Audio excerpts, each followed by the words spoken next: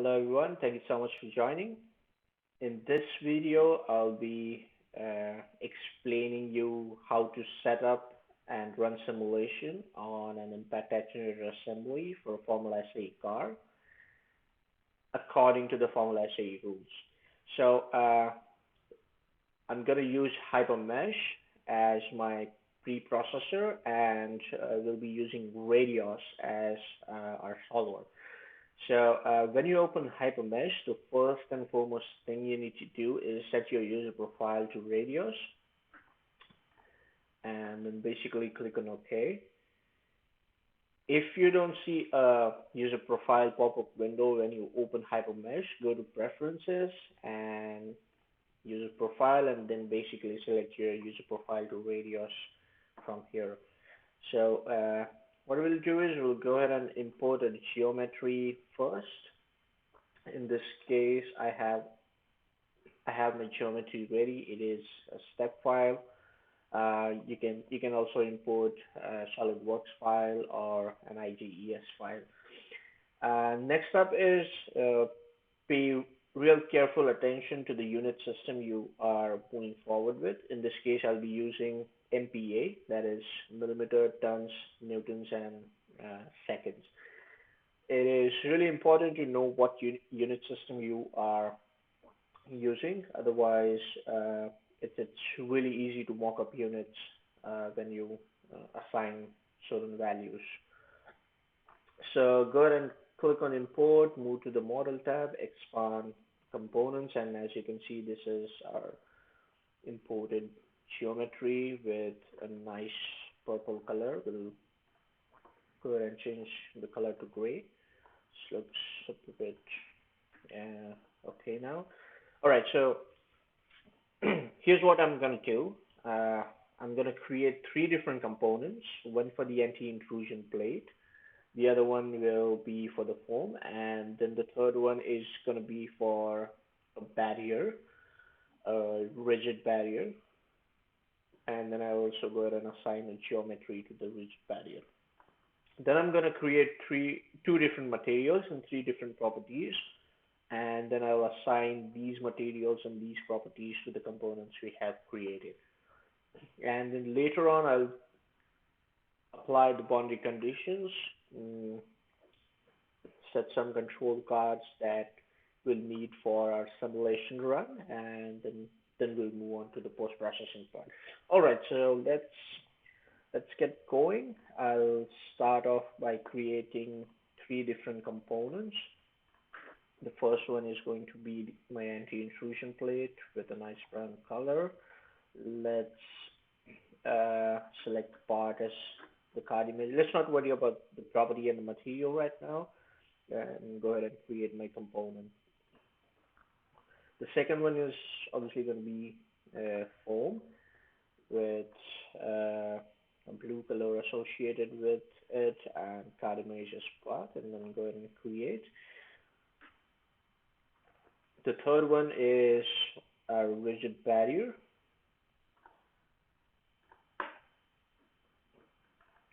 So what I'll do is I'll assign or organize my imported geometry according to the components we have just created. So let's go to the Organize tab, click on Surfaces, select the back surface of the anti-intrusion plate and copy it to the anti-intrusion plate component that we just created. Next up, I'll go to Organize, select my foam, select all the surfaces associated with foam, except one which we cannot select, which is behind, or let's say between the anti-intrusion plate and foam. I'll show you how to fix that. So click, select our destination component to foam, and then click on Copy. All right. So if we hide the recently created components, what we have is our original geometry, which we no longer need, and can go ahead and delete it. then make all our components visible. So as as you can remember, we have not selected the surface on the foam between the anti-intrusion plate and uh, our foam. So it's basically an open shell. If you go to geometry, quick edit, you'll see the free edges uh, in red associated with the geometry. So since we are going to create a 3D mesh on foam, we need for now we need a solid or a closed shell. So what we'll do is we'll select the filler surface option, and then we'll select any free edge associated with the foam. Click on return. So I have my foam, I have my anti-intrusion plate. Let's go ahead and assign a component or assign a part in the barrier component. So what I'll do is I'll go to tools, uh, or let's first go to organize. We'll click on surfaces, select the anti-intrusion plate and the destination component as barrier, and then basically click on copy. So I have my anti-intrusion plate and then I have my barrier. Let's go ahead and hide my anti-intrusion plate. Click on return, go to tools, translate, components, select the recently assigned and created barrier component. So what I'm going to do is I basically want my barrier in front of my assembly. So I'll select the x-axis and set a distance of, let's say, 260 millimeters, and click on translate. So as you can see, there's a small gap still left between the foam and the barrier. So there's no point basically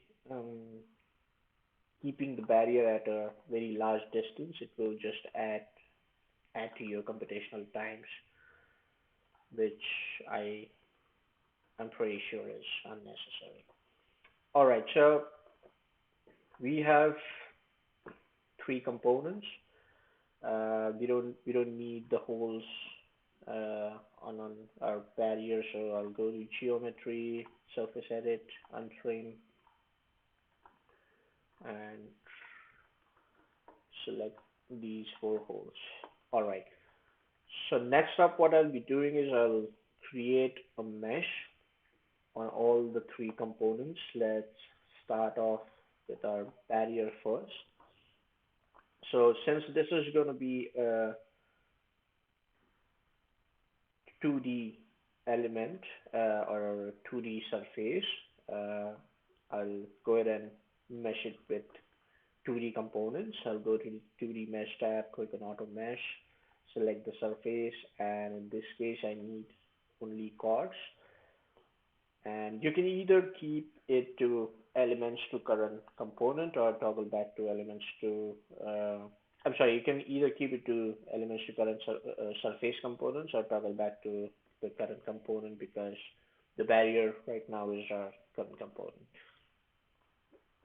So let's go ahead and click on mesh. It's a lot finer than what we need, at least on the barrier. So let's set the mesh density to 10 and select the edges associated with a barrier. Yeah, this should work just fine. All right, let's bring back our foam. So what I'm going to do is I'm going to go ahead and create 2D mesh on the front and back surface of the foam, and then align or then align the solid mesh along the draft angle or the draft surface as per my mesh on the front and the rear surface. So let's go ahead and create a 2D mesh first. Let's Select elements to surface component and then click on mesh. Alright, the mesh density looks okay. Let's try and keep it even on both the sides. Click on mesh. Set the side edges to 6 as per what is on the front surface, and then click on return. So I have my 2D mesh on the front and the rear surface of the foam. So what I'll do is I'll go ahead and create a solid mesh aligned along the draft surface with the front and the back surface. So let's click on face and then basically select all the elements. Let's go to elements, select these elements as well. Now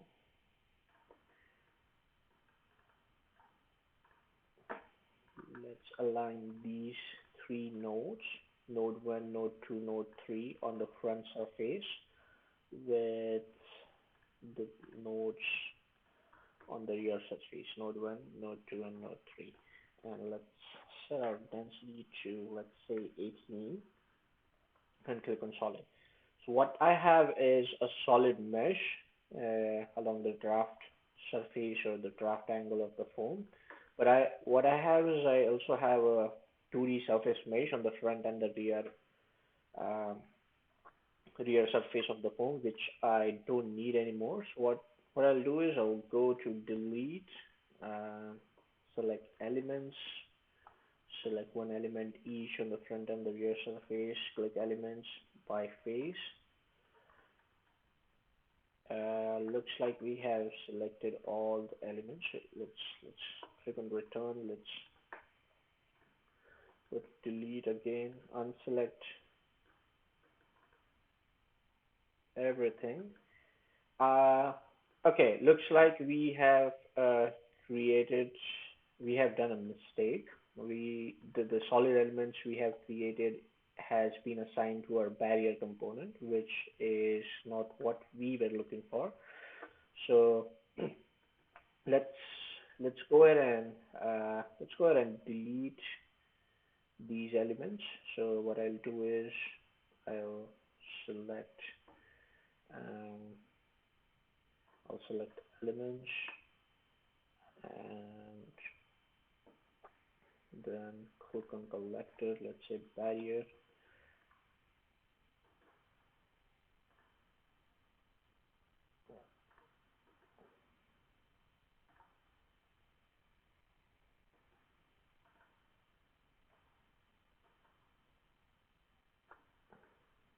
Okay, let's click on the return.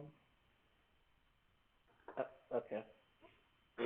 So what I did is just clicked on Control Z to undo the wrong operation we just carried out. So as you can see, I still have my barrier, and then I also have my foam and the 2D mesh on the front and the rear surface of the foam.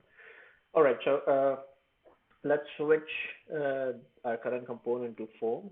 Let's go to 3D mesh, linear solid, select from elements to elements, and then align the three nodes on the front surface to the three nodes on the rear surface, and then basically click on solid. So if you click on return, we basically now have a solid mesh on the foam component along the draft surface, but we also have a 2D mesh on the front and the rear surface, which we don't need anymore. So we'll go ahead and select these 2D surface mesh and then create or click on delete entity. So if you click on delete again and under elements. If you try and select this, you will see a 3D element, which is exactly what we need. And if you click different surface, you will see the 3D element again. So that's what it shows is our 2D elements have been deleted. So I'll go ahead now to the anti-intrusion plate. Let's hide our phone and the barrier component. So these holes basically are these holes are for fastening the assembly on the front bulkhead of the chassis if you're using a space frame chassis, of course. So yeah, what I'm gonna do is I'll want my area around the bolts uh, to be fine meshed. So I'm not gonna go into mesh refinement a lot, but just let's go ahead and try to capture some area near our bolts. So I'll set my offset value under washer split. So again, I'll go to geometry, quick edit, washer split, set my offset value to 3, and create a split by clicking on the free edge of the hose. Next, I'll click another split, this time with an offset value of 6, and then another one with an offset value of 8. So I'll not go into much detail as far as mesh refinement is concerned, but will still try to mesh the area around the holes, um, or fine mesh the area around the holes. So let's go to 2D mesh, click on auto mesh, select these surfaces we just split, and go and click on elements to surface components, and we only need chord mesh, and then basically create mesh.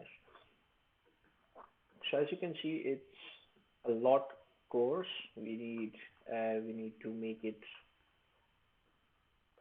finer. To set a mesh density to 16, click on edge, and basically select all the edges uh,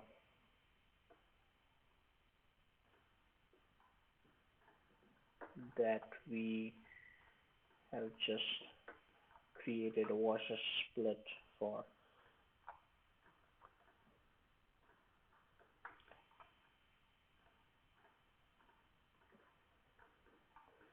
So what happened here is uh, the density of half of the circle is 16, but we need 16 on the entire edge. So I'll go ahead and mesh it right now.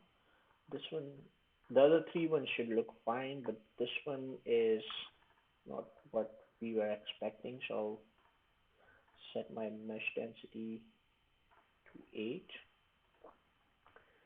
Yeah, this this is pretty much what I was looking for. Alright, so let's go ahead and mesh the rest of the anti-intrusion plate and click mesh. So click on reject, because what I was looking for is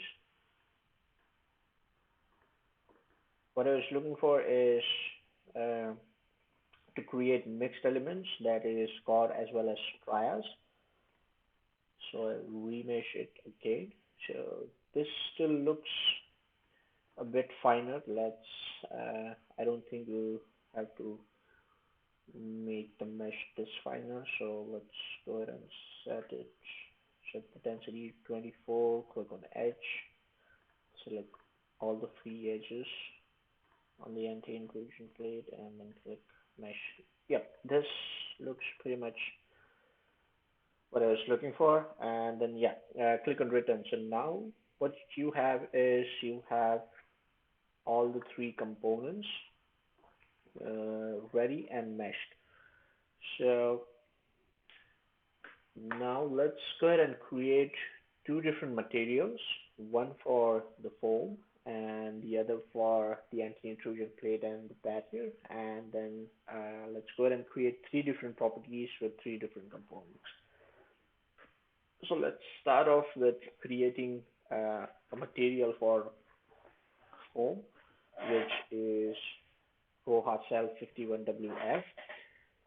And for this material, what I'll need is I'll need a hardening curve, which I already have.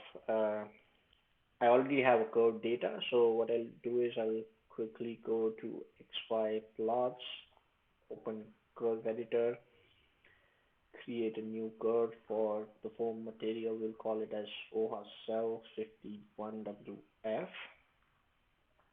Click on proceed, and then what I'll do is I'll copy my stress values and then copy my strain values, assign the same color that we have assigned to the foam component, and then click on update. Alright, so we have our curve data. Click on close. Let's go to materials, click create our first material, which is foam, and let's not worry about the card image right now, and just click on create. The second one is going to be aluminum for the remaining two components, and then click on create. Expand the material tab, click on foam. So what you can see is the values associated with the material, the foam material we just created. Let's assign a card image to this material. This is gonna be our. We'll be using law 36, which is called M36 blast tab.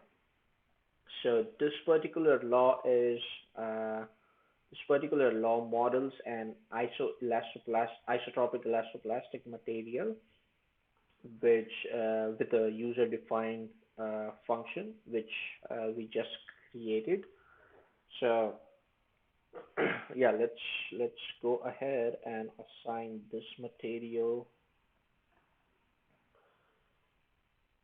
the curve we just created, and we'll go ahead and assign some other values. So the density of the foam is 51 kilograms per meter cube, and we obviously need it in the unit system that we are using. So it comes out to be 51 e to the power minus 12. The Young's modulus of ROHACELL 51WF is 75 MPa.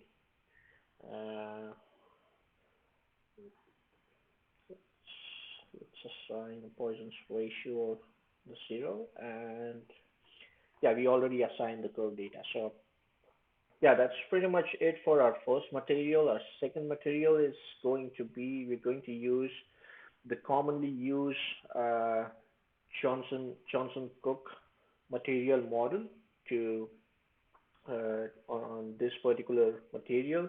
So Law 2, the commonly used Johnson Cook material model, is basically used to model an isotropic elastoplastic material. It is also called Law 2, as I just mentioned, in hypermesh. So I'm going to assign some values. The first value is density for aluminum, which is 2710 kilograms per meter cube, but I obviously want it in the unit system I am using, so I'll Go ahead and type that. So the Young's modulus is 68.9 for aluminum 6 60626. So it's 68.9 GPa, so that should be 68900 MPa with a Poisson's ratio of 0.33.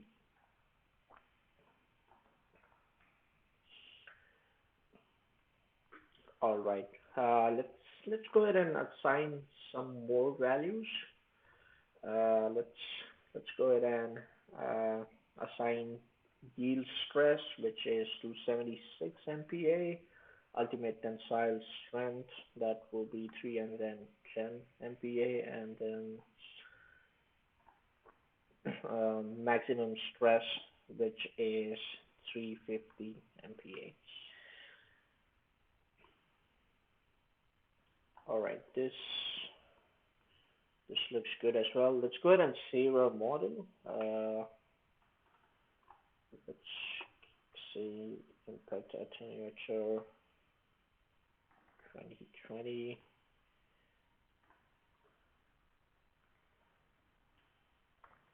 So I saved both my session file as well as my HyperMesh file, which is the .hn file.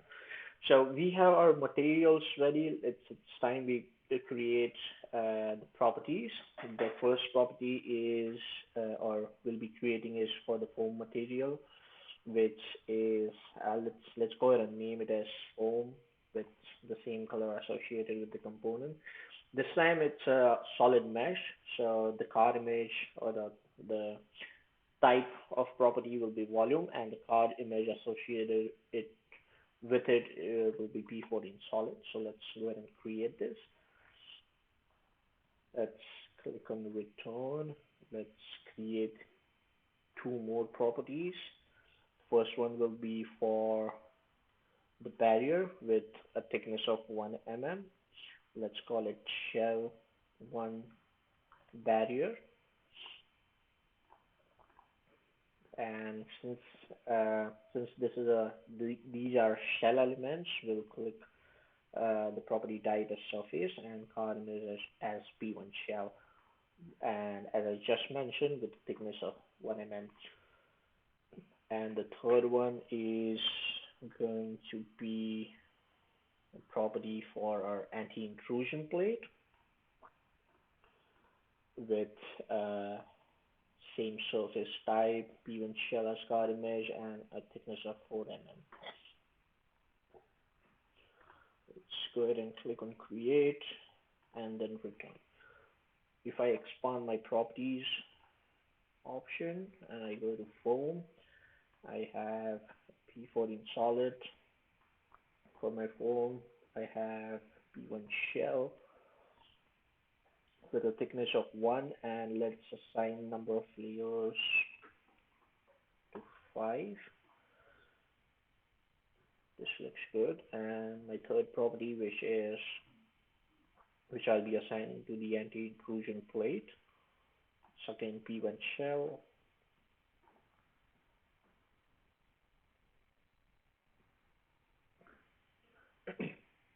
With a thickness of 4 mm and number of layers to 5. All right. So we have our components. We have them meshed. We have our materials, and then we also have our properties. So what I'm going to do is I'm going to go ahead and assign these materials and properties that I have just created to the components which we created earlier. So if you go ahead and select the anti-intrusion plate component, go to property ID, assign shell 4 AIP, click OK, and material ID is aluminium, which is our Law 2 Johnson Cook material model. Let's go to foam and assign our property and material. And then finally, let's assign property on material for the barrier component.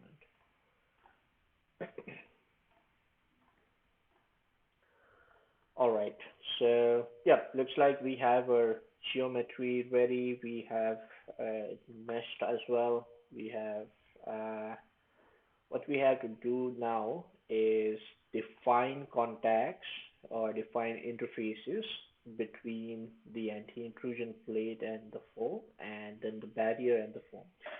So what interfaces are? It's basically a way to resolve contact and impact condition between the two parts or between different parts on a particular model. So what I'm going to do is I'm going to go ahead and create a type 2 contact between the anti-intrusion plate and the back of the foam, and a type 7 contact between the barrier and basically all the nodes of the foam. So a type 2 contact is it's used to define two different Lagrangian materials on an impact model, which basically have different mesh densities. And the type 7 contact is something uh, which is used to capture the slave nodes with respect to the master nodes in case of an impact. So let's go ahead and do that. For that, you'll have to go to analysis, and analysis, click on interfaces. The first one is going to be our anti-intrusion plate, which is our master component, and then our slave component will be foam, the back surface of the foam, or the nodes on the back surface of the foam. This will be our type 2 contact. Let's go ahead and create it. Switch or click on the add radio button.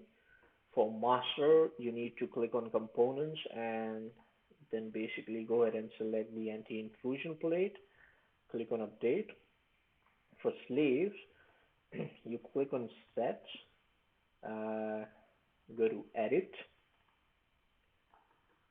switch to this or somewhat this view, hide the anti-intrusion plate, click.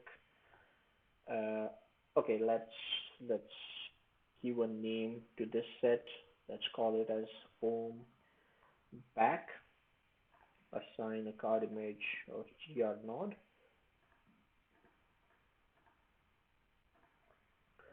And then click on node, select a node, and then by face, create, return, and then update. So when I click on review, what I should see is a master component with a blue color and slave nodes with red colors.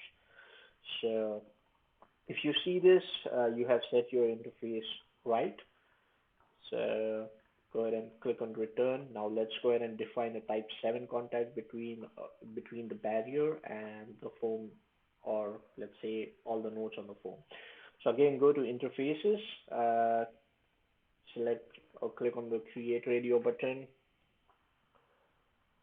Barrier is my master component and foam will be my slave nodes. Let's create a type 7 contact. Click on create, go to add.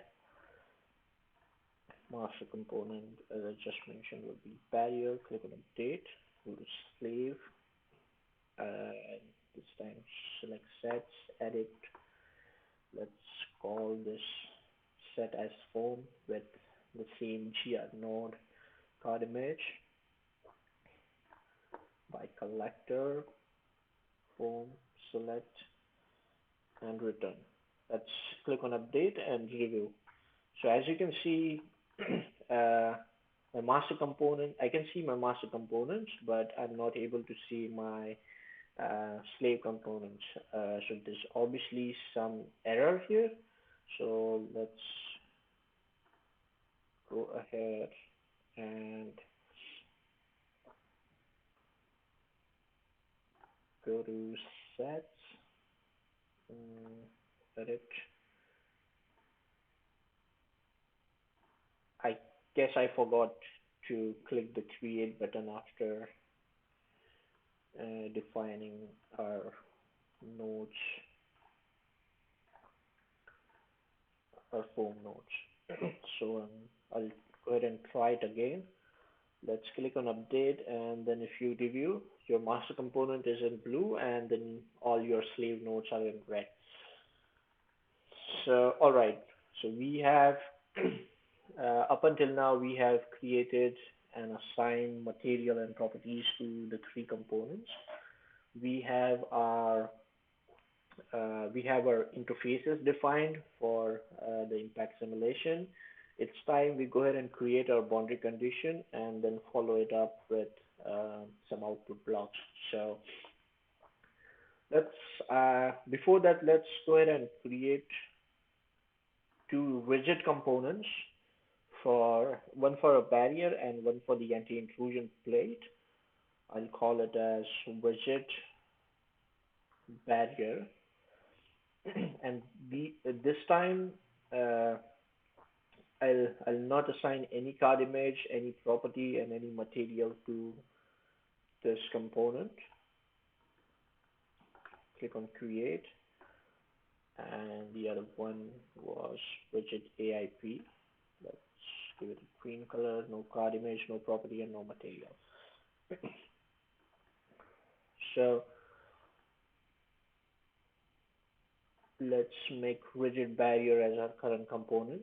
So what I'll do is I'll go to 1D and create rigid bodies. Go to multiple nodes, calculate nodes, select any node on the rigid barrier, and then basically click on create. So what I have is a rigid body with no card image and no material and no property associated with it, which I'll be using to fix all the degrees of freedom of the rigid barrier. So let's go ahead and create a similar component, excuse me, a similar rigid component for the anti-intrusion plate. This time we'll select the rigid AIP and mark it as a current component. Select a node. So let's make it a bit more complex. So let's say I uh, only want to select the nodes around my fastening holes, and then basically we'll also follow the nodes in this path to basically simulate our contact with our front bulkhead. So let's unselect this node. Let's select the nodes around our holes.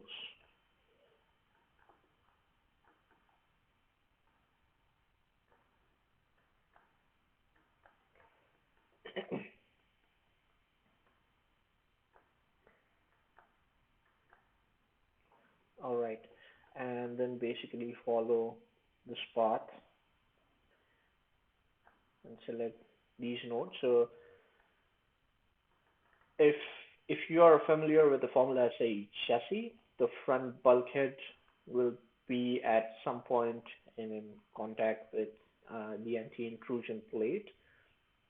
Of course, the assembly will be fastened using emmet bolts, but around its boundary, it will also be in contact with the members of the front bulkhead. So let's try and capture these nodes as well to better simulate uh, the impact, or better simulate the forces on the anti-intrusion plate.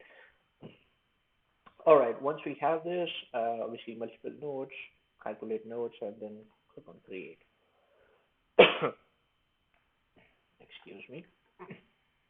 Let's bring back our components, all the components.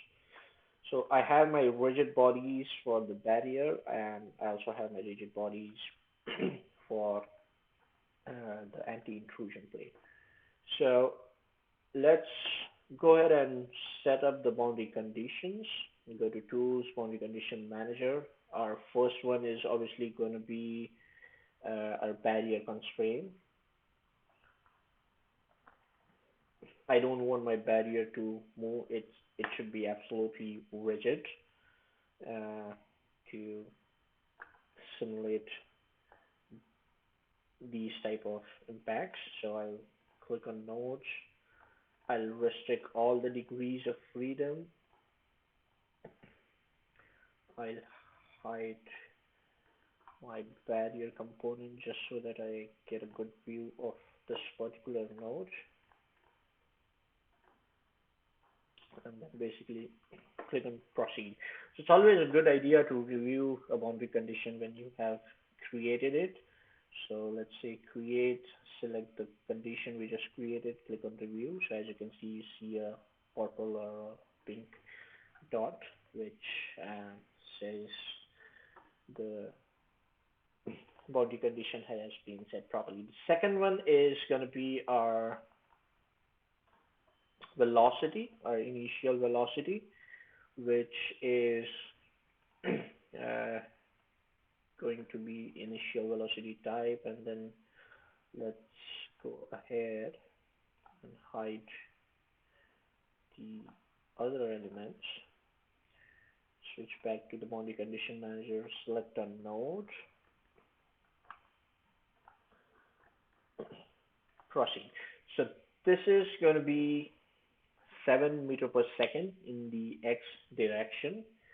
So why 7 meters per second is because the rule says it so. So what Formula SAE rule says is your impact attenuator assembly needs to be designed for a vehicle that has a mass of 300 kg with a velocity of 7 meter per second. So that is what we will be following. So again, you need to convert it in the unit system that you are using. So 7,000 millimeters per second. Let's go ahead and click on create, and let's review the condition we just created. So yeah, looks that looks good. The third one is obviously going to be our velocity constraint. So I'll hide them again and switch back to boundary condition manager. Clear my review, click on cancel. Velocity constraint. This time I'll again select the node, center node, and restrict my degrees of freedom in Rx, Ry, and Rc. So basically, I'll restrict my rotation about x-axis, y-axis, and z-axis. So the impact attenuator assembly is free to travel or transverse in x and y and z direction. And then basically go ahead and click on create, and then switch back to the model view and select all our components. All right, so we have our boundary conditions set as well. We'll go ahead and create some output blocks. For that, you need to go to analysis, click on output blocks, and then the first one is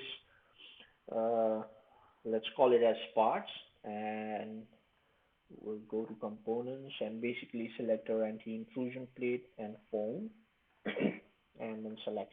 So what this will do is uh, this will this will give us results that we are looking for on these two components. So it is necessary, or it is important, that we create an output block for these two components. Next up, we'll be creating an output block for our barrier to better understand or better study the forces that are coming or the contact forces that are occurring on the barrier component. You'll see that in the post-processing part in Hyper-V.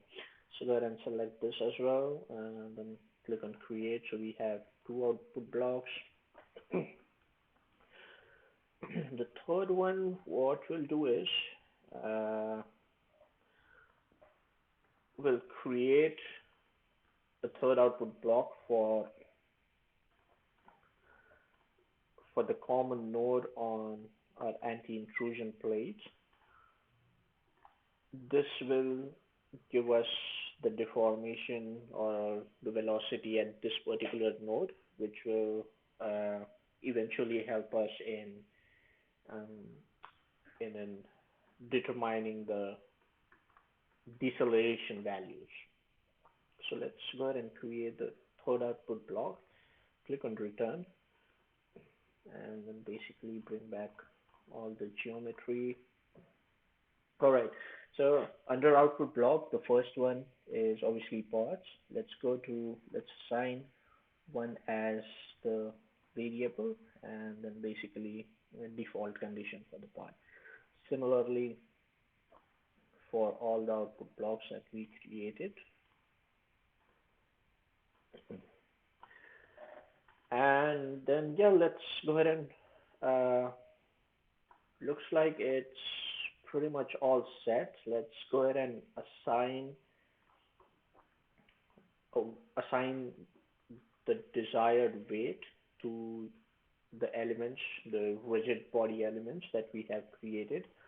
So I'll quickly go back, click on card edit, go to elements, and then select the green rigid body elements that we created. Click on edit, select mass. In this case, 300 kgs. That happens to be 0.3 tons. Click on return again. And now we'll go ahead and create or assign some control cards for our simulation. These cards will basically govern our simulations, our start time or run time, and things like that.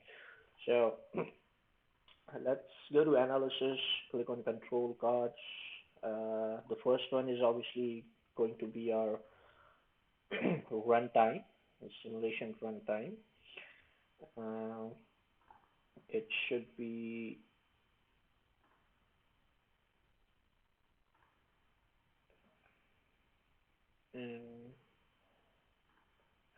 give me just a moment. There you go. Engine runtime. So that's gonna be 50 milliseconds. So let's say 0.05 seconds. The second one will be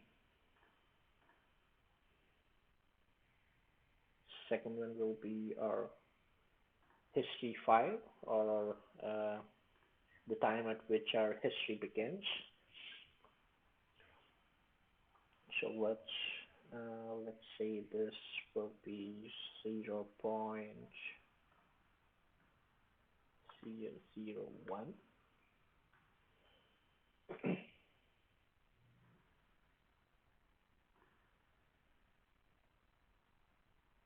Or let's say I want it a bit less.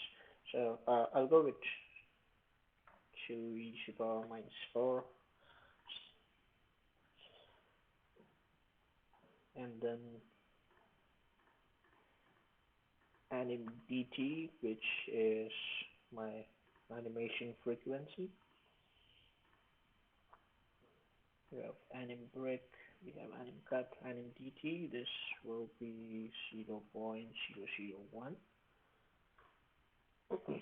Click on return, and then I'll want some parameters like the energy that's being absorbed, or my stresses on the anti-intrusion plate and things like that. So what I'll do is I'll go to anim element, select these three. If you are if you want to study the hourglass energy, then you can this option as well, and then basically go ahead and click on return. One more thing we need to do is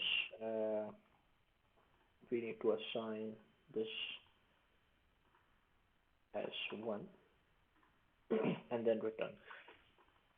All right, looks like our model is set. So uh, in a nutshell, what we did is we started off by importing the geometry. We organize it into three different components. That is the anti-intrusion plate, the foam, and the barrier. Then we went on to create materials for the foam and for the anti-intrusion plate and the barrier. We went on to create three different properties for the foam, AIP, and the barrier again. And then we created some output blocks, applied boundary conditions, and basically created some control cards that will govern our simulation. So let's go ahead and go to analysis. Click on Radioss.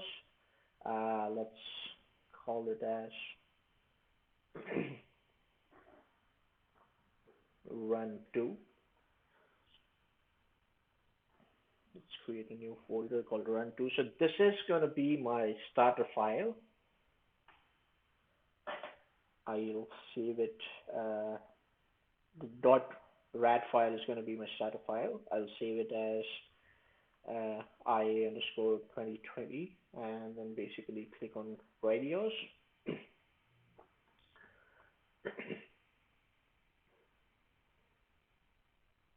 So as you can see, we have got 2 errors and 1 warning.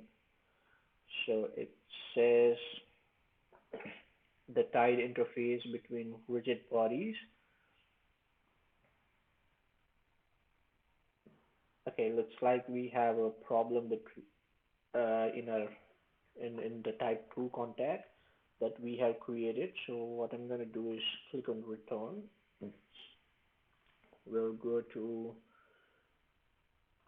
our type 2 contact and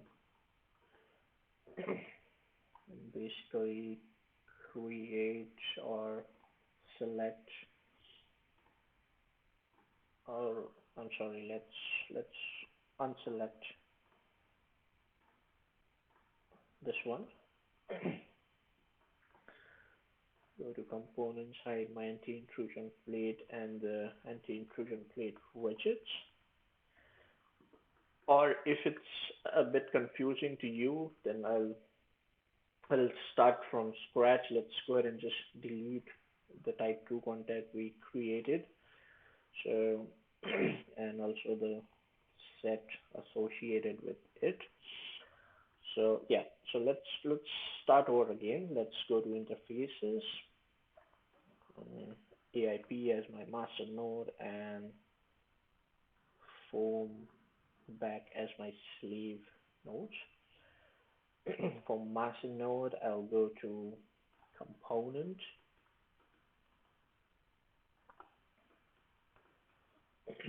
or let's say I'll go to entity, and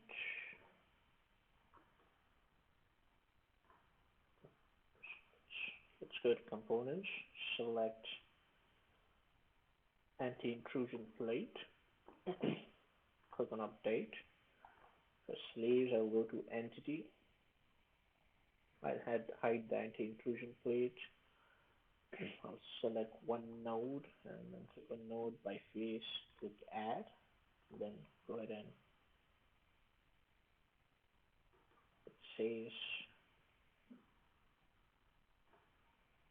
a group must, oh, okay, so what we are doing right now is we have not created it and we were trying to assign it. So first we need to create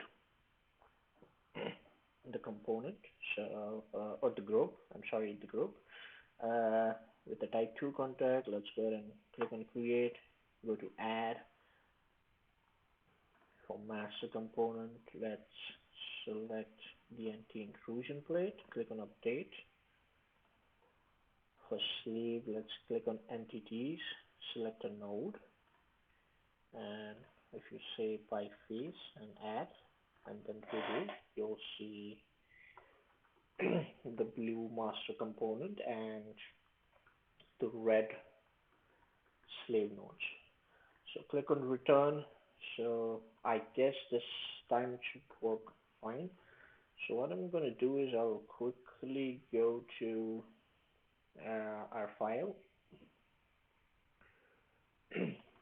So the run to, so basically this is our starter file, and this is our engine file.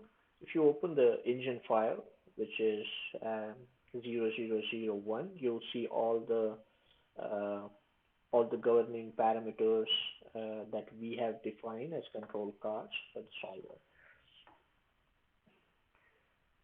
So yeah, let's minimize this window, or let's say go ahead and delete these files. Go to Radioss, go to Analysis, go to Radioss, again save our starter file, and then basically click on Radioss. And so we have 0 errors and 1 warning this time around, but hopefully the simulation should go through well. Let's wait for the simulation to finish.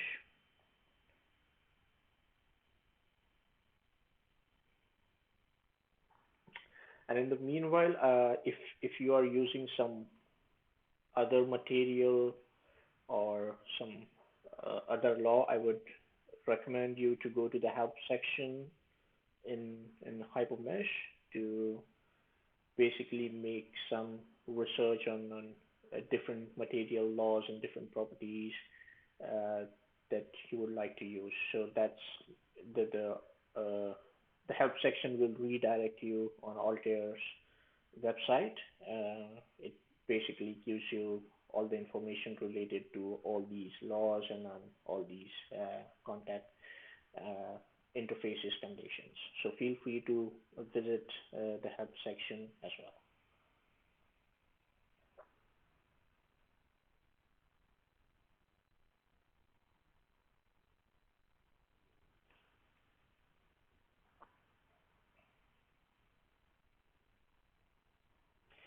If you are using some other foam material like let's say a low density Impact 700, which has a density of around 40 to 45 kg per meter cube, it it is advisable not to use this particular law, that is law 36, which we have used for ROHACELL 51WF, because the polyurethane foam, that is the Impact 700, is usually a low density foam, and it's better if you go with a viscoelastic uh, property type and define the material using law 33, that is, I believe, uh, for for low density polyurethane foams. So again, as I mentioned, feel free to explore the help section on Altair's website. That would give you a really good idea. So as you can see, our simulation took 127 seconds,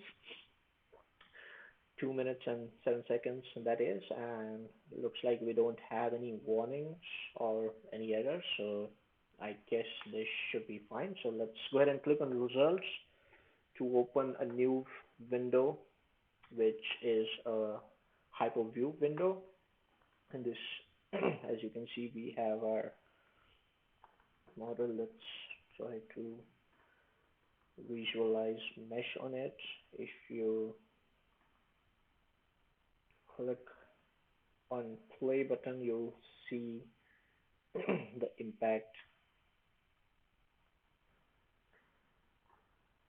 All right, this is pretty much what we were looking for, or let's say this is pretty much what I was looking for. So let's let's go ahead and open another window. let's say open two more windows and switch to hypergraph in both of them. So in the first one, what we'll do is we'll plot a graph of I'm sorry, we'll plot a graph of energy, internal energy and kinetic energy versus time. And in the second one, uh, I'll show you basically how to find out the deceleration values. So let's start off with the first graph. So if you go to desktop,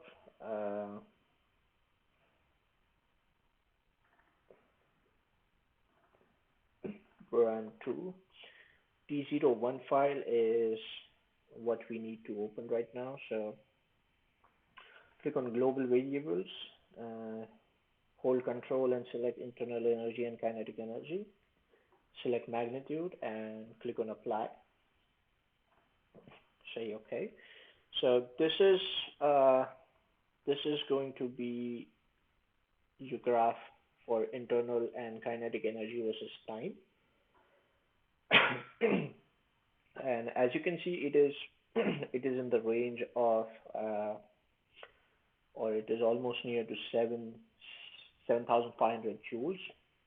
So the Formula SAE rule says that your impact attenuator assembly should absorb more than 7,350 joules of energy. So let's go ahead and check what the exact value is for the internal energy. And as you can see, it is a bit less than what is required.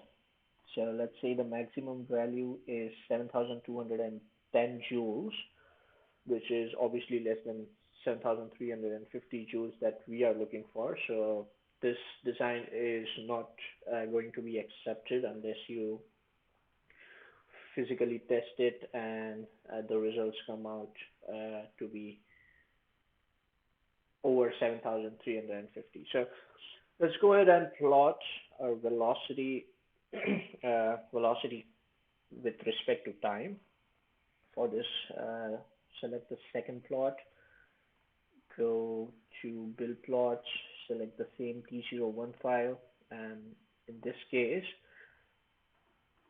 select nodes, the the object block that we created, the output block that we created, uh, which was called as nodes underscore AIP. So let's go ahead and um, select these two nodes. Anyone is fine.